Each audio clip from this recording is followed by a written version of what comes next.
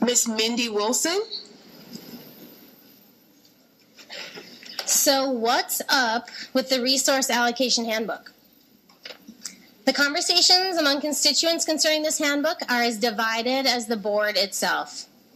I hear parents of special education students still begging for the resources that they've been denied, yet I see no significant increase to the special education budget or an appreciable increase to the weights given to special education students.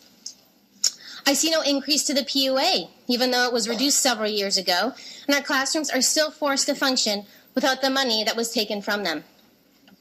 I have read social media posts full of magnet parents demanding that their child's school or magnet program deserves to have all of their extra funding.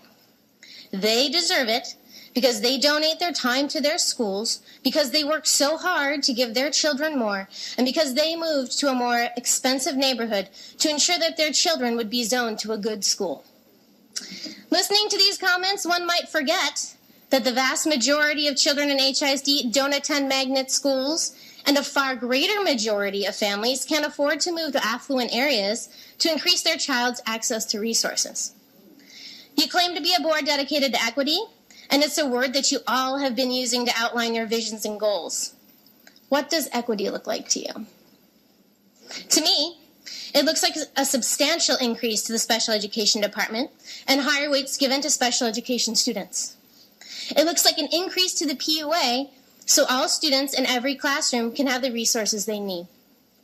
Equity, however, doesn't look like a small percentage of fine arts, Vanguard, Montessori, and STEM schools getting $125 to $1,150 more per student. For a second, please ignore the fear of getting reelected and the noise coming from connected magnet parents and make a decision that is truly centered in equity.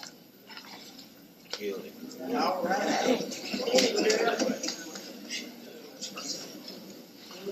Thank you, Ms. Mindy.